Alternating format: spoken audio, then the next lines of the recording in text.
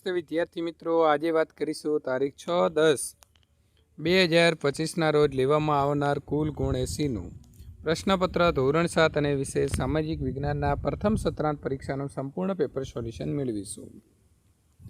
પ્રશ્ન નંબર 1, નીચે આપેલા વિકલ્પમાંથી સાચો વિકલ્પ પસંદ કરી જવાબ લખો. દરેકના 1 ગુણ પ્રમાણે 10 પ્રશ્નના 10 ગુણ મળવાપાત્ર રહેશે. ઉત્તર ભારતમાં કયા રાજાના અવસાન બાદ નાના નાના રાજ્યો સ્વતંત્ર થયા? તો હર્ષવર્ધન.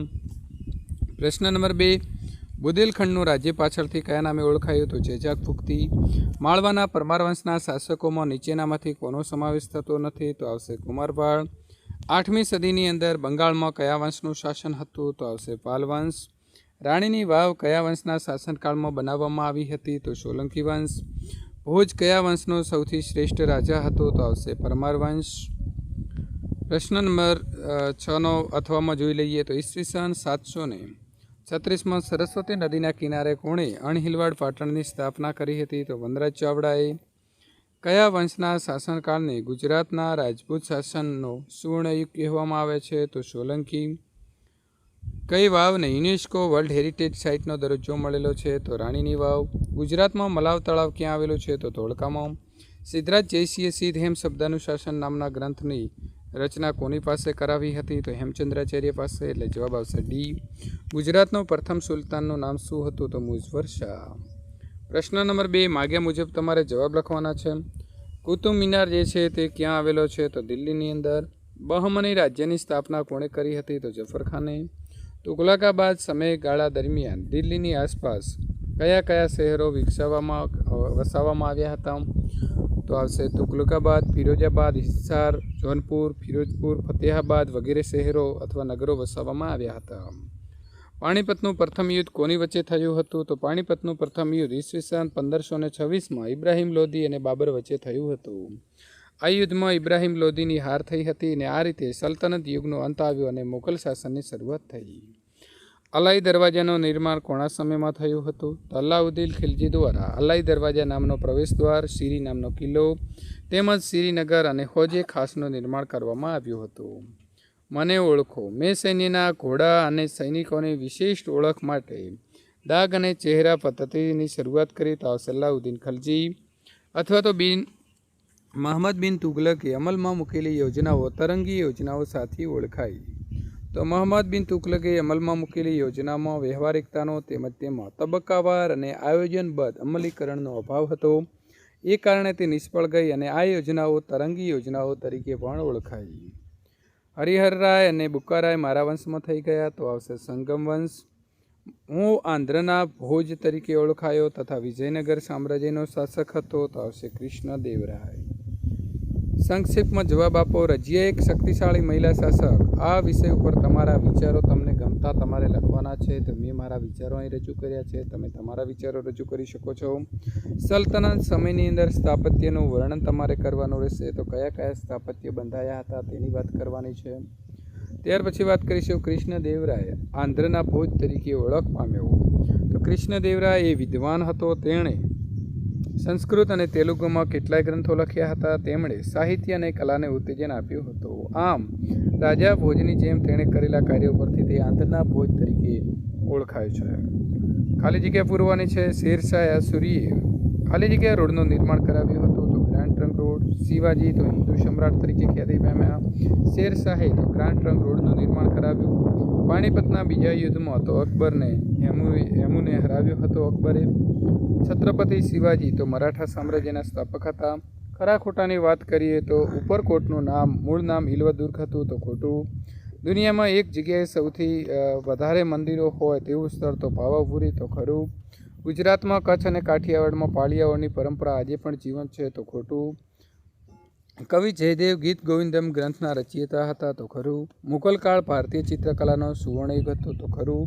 હરિપાલ દેવે સંગીત સુધાગર નામનો ગ્રંથ લખ્યો હતો. તો ખરું. વિભાગ ડી, તમારે અહીં શબ્દોની સમજૂતી એટલે કે પારિભાષિક શબ્દોની સમજૂતી અથવા તો વ્યાખ્યા તમારે લખવાની રહેશે અથવા તો સંકલ્પના. તો અગ્નિકૃત ખડકો. તો જ્વાળામુખીના પ્રષ્ટો વખતે પૃથ્વીના પેટાળમાં રહેલો મેઘમાં આંતરિક ભાગમાંથી નીકળી પૃથ્વીના સપાટી ઉપર પથરાય છે. આ મેઘમાં જ્યારે ઠંડો પડે છે ત્યારે ખડક બને છે અને તેને આપણે અગ્નિકૃત ખડક કહીશું. જળપ્રપાત એટલે કે જળધોધ. તો અહીં તમને ચિત્ર આપેલું હશે અને તમારે ચિત્રને ઓળખી અને લખવાનું રહેશે. નદીનું પાણી તેના માર્ગમાં કોઈ નક્કર ખડક પરથી સીધી ઢોળાવવાળી ખીણમાં કે નીચાણવાળી ભૂમિ ઉપર વેગ સાથે પછડાય છે તો તેને જળધોધ કહે છે. જળધોધની ઊંચાઈ અને વેગની તીવ્રતા જે છે તે વધારે હોય છે, જેને જળપ્રપાત કહે છે. ઢુવા એટલે કે બારખન.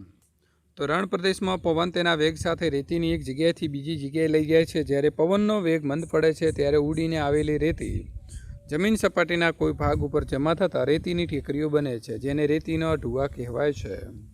ત્યાર પછી જોડકા જોડીએ તો ધ્વનિ પ્રદૂષણથી શું થાય? તો સ્વભાવ જે છે તે વિદ્યાર્થી મિત્રો અહીં તમારો ધ્વનિ પ્રદૂષણની વાત કરીએ તો સ્વભાવ ચીડીઓ બની જાય છે.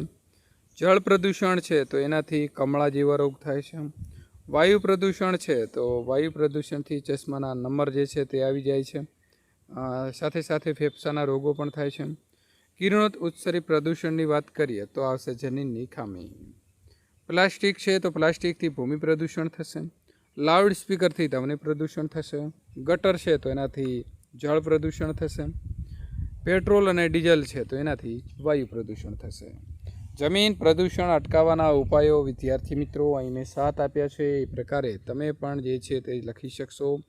હવાનું પ્રદૂષણ અટકાવવા માટે કેવા પગલાં લેવા જોઈએ તો એના પણ જવાબ લખી દીધા છે. માનવ નિર્મિત પર્યાવરણ એટલે શું? તો એ જવાબ અહીંથી મેળવીને તમે જવાબ લખી શકશો. માગ્યા મુજબ જવાબમાં આવશે શંકુદ્રુમના જંગલોમાં કયા પ્રાણીઓ વધુ જોવા મળે છે?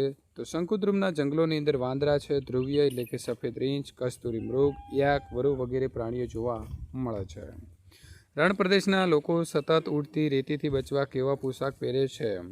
તો માથે રૂમાલ કે પાઘડી બાંધે છે અને શરીરે ખુલતા વસ્ત્રો પહેરે છે. નૈઋત્યના પવનો કોને કહેવાય?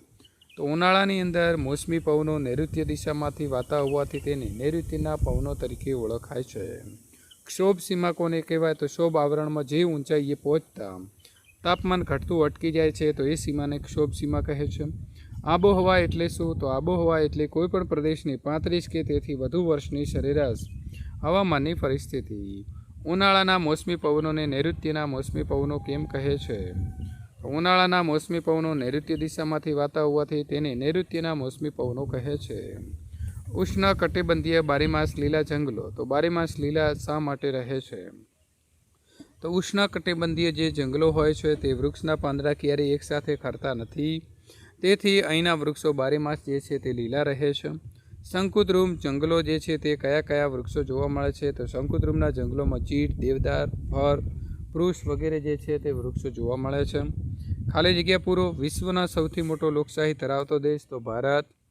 દેશનું સંચાલન કરવા માટેની માર્ગદર્શિકા? તો બંધારણ. ભારતનું બંધારણ વિશ્વનું લિખિત સૌથી મોટું બંધારણ. લોકોનું લોકો વડે અને લોકો માટે ચાલતું શાસન વ્યવસ્થા શાસન તંત્ર એટલે તો લોકશાહી દેશ આપણો દેશ છે. ભારતમાં તો 14 વર્ષ સુધીની ઉંમર સુધી મફત, ફરજિયાત અને સાર્વત્રિક શિક્ષણ મેળવવાનો અધિકાર છે. પ્રશ્ન નંબર 10 તમારે મુદ્દાસર જવાબ લખવાના છે. તો અહીં દરેક પ્રશ્નોના 4 ગુણ રહેશે. તો સમાનતા એટલે શું અને શા માટે જરૂરી છે? તો પહેલી આપણે વ્યાખ્યા લખીશું અને સમાનતાનો હક જે આપણને મળેલો છે તે વિદ્યાર્થી મિત્રો તમારે અહીં લખવાનો રહેશે. માગ્યા મુજબ જવાબ આપો. ખરડો કાયદો ક્યારે બને છે? તો પ્રથમ વિધાનસભામાં રજૂ કરવામાં આવશે અને ત્યારબાદ રાજ્યપાલને મોકલવામાં આવે છે અને તેઓ સહી કરશે ત્યારે બનશે. રાજ્ય સરકારના અંગો. તો રાજ્ય સરકારના 3 અંગો છે: ધારાસભા, કારોબારી અને ન્યાયતંત્ર. રાજ્ય કક્ષાનો રાજ્યનો વહીવટ કરતી સરકારને રાજ્ય સરકાર કહેવાય. મુખ્યમંત્રીની નિમણૂક કોણ કરે છે? તો રાજ્યપાલ જે છે તે મુખ્યમંત્રીની નિમણૂક કરશે. વિધાનસભામાં કોના માધ્યમથી પ્રશ્નો પૂછાય છે? તો સ્પીકર અથવા તો અધ્યક્ષના માધ્યમથી પ્રશ્નો પૂછાશે. રાજ્યમાં રાષ્ટ્રપતિ શાસન હોય ત્યારે રાજ્યનો વહીવટ કોણ સંભાળશે? તો રાજ્યપાલ. રાજ્યની કારોબારીની રચના કઈ રીતે થાય છે? તો વિદ્યાર્થી મિત્રો એનો જવાબ તમે જોઈને લખી શકો છો. નાગરિકોના સ્વાસ્થ્ય માટે રાજ્ય સરકાર શું કરશે? તો કયા પ્રકારના પગલાં લેશે તે તમારે અહીંથી લખવાનું રહેશે. રાજ્ય સરકારના કાર્ય શું છે? તો કયા કયા કાર્ય કરે છે તે.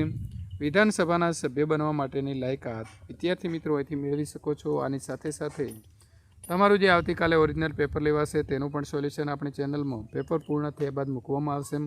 વિદ્યાર્થી મિત્રો ગુજરાતીનું મોડેલ પેપર મેળવવા માટે અહીં આપેલી એન્ડ સ્ક્રીન ઉપર ક્લિક કરીને સોલ્યુશન મેળવી શકો છો.